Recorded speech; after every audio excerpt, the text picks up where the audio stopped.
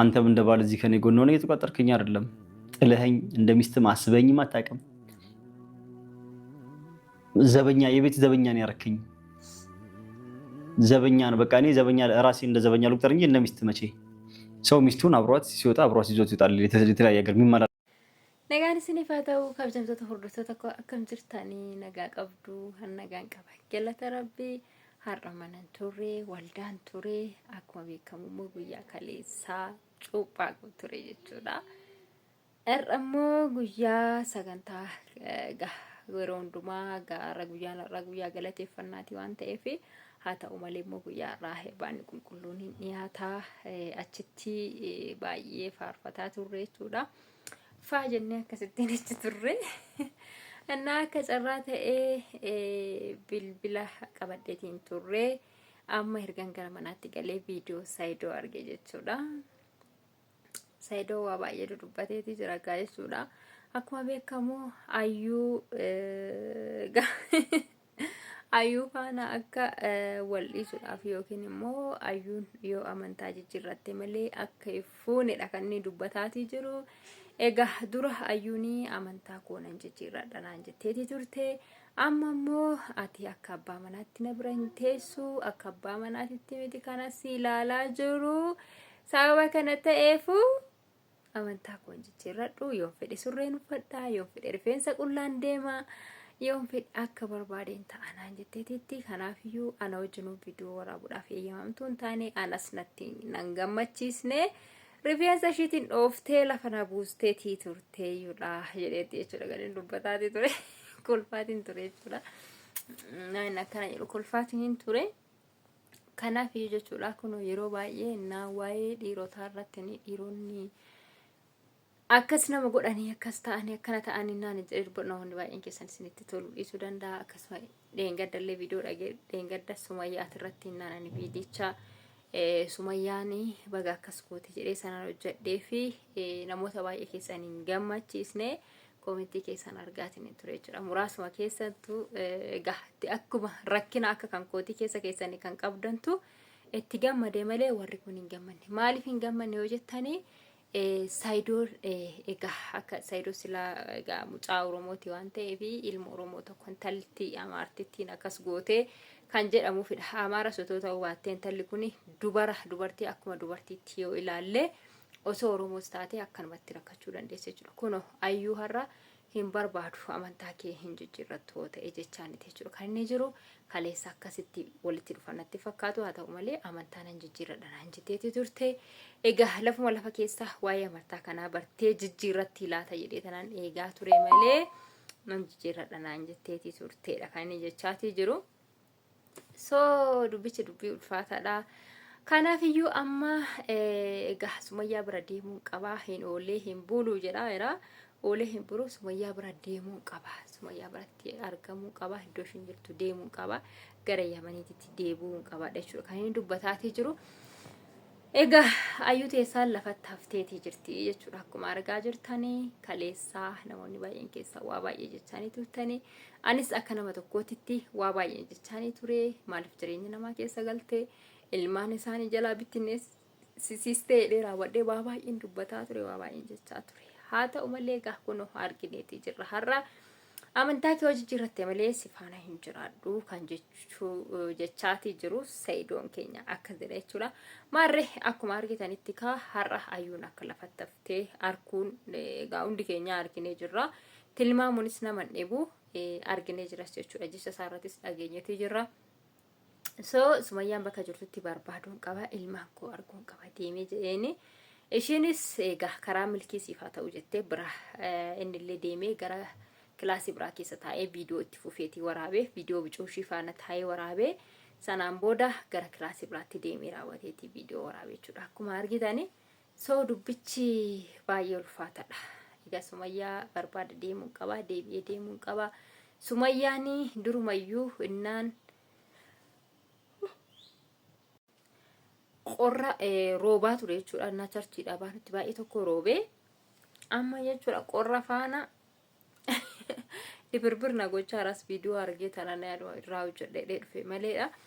So Sumayyaanii gara biyya biraatiin deemanaan jettee na doorsitee Yaman keessaa na baastee Saidoonni hin sobaa yookiin intalittii dhumashii sanayyuu fuudhee wajjin jira laata yookiin immoo osoo intalittiin achi keessa jirtuu mucaa ilaalchisuu didee raawwatee aga kana achi taa'ee zadeedhaan achi keessaa baasee ofii kootii deemee dhiiga mucaa kana ilaalchisuu qaba jettee raawwatteeti akkasitti zadee kanatti zadee akka ani achi keessaa ba'u na taasistee ofii isiitii gara Yamaniititti yookiin immoo Sanayaamoo maal jedhee achi deemte jedhee haa ta'u malee egaa kana hundumaayyuu immoo kan taasise guyyaan ani gara biyyaa galullee guyyaan ani tikkeetti kutadhee gara biyyaa galuuf jedhullee kan mirkaneeffate yookiin immoo guyyaa isaa baree akkasumayyaan haala mijeeffattee erga achi ba'ee gara Yamanii seentu kan taasise Hawwaadha jechaati jira jechuudha. Hawwaanii meeshaa naa fuutee galtaa obboleewwan kan kooti.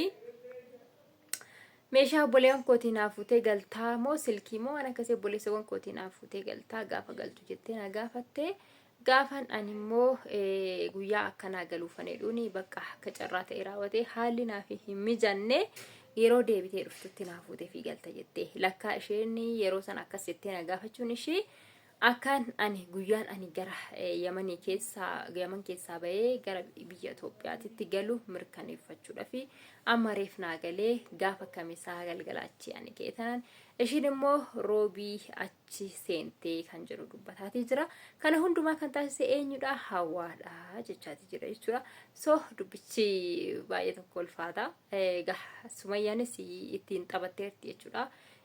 Geemii guddaa ittiin taphatte isuma dhugaa dubbachuudhaaf oote geemii guddaa ittiin taphatte jechuudha. Asuma deebitee ayyuunis immoo amma ka dhugaadhuma duraan amantaa koo jijjiirradhee si faana jiraadhaa akka irsaaf niititti wal fuunee wal faana jiraanna jedhanii akka ilma namaa tokkottuyyuu cidhas godhatanii walis fuudhanii wal faanas jiraachuu jalqabaniiti jiru. Haa ta'u malee har'a immoo asuma deebitee sababa inni ilmoo isaa barbaaduudhaaf asiif achi fiigu ilmoo isaa barbaaduudhaaf jedhee raawwatee garasitti fiiguuf har'a lakkii anoo ati na faana jiraataa hin jirtu waan ta'eef amantaa koo hin jijjiirradhu akkasumatti itti fufee jiraadha kan jettu hoo ta'u dubbichisaa baay'ee nama rakkisa jechuudha. So ayyuun haala ishii jijjiirrattee akka nama biraa yookiin jaallattee jirtu argisiisa natti fakkaata wanti kuni. Dheengaddarree dubbatteetitti viidiyoo ishii keessatti ani nama na jaallatu baay'ee nama na jaallatu qaba.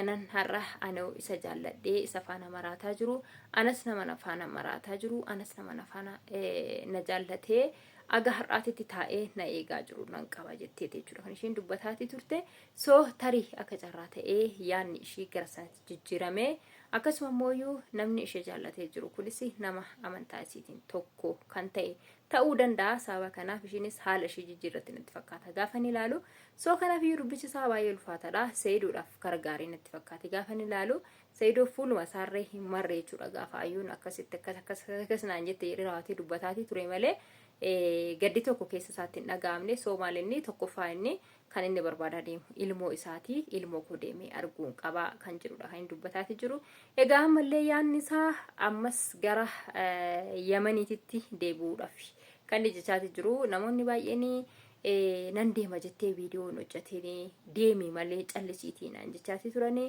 Sumayyaan qaruxeedha lafa jala deemti qaruxeedha jechuun baay'ee cimtuudha jabduudha. Bakkuma sana keessa teessee raawwattee viidiyoo hin waraabdu osoo amma dhaqee bakka sanatti ishee argachuu dhiisuun danda'a. Amma odoon as taa'ee raawwadhe silkiidhaanuu ishii qabsiisuun danda'an ture garuu immoo isiin bakka sana keessa teessee achitti viidiyoo gadi lakkistu.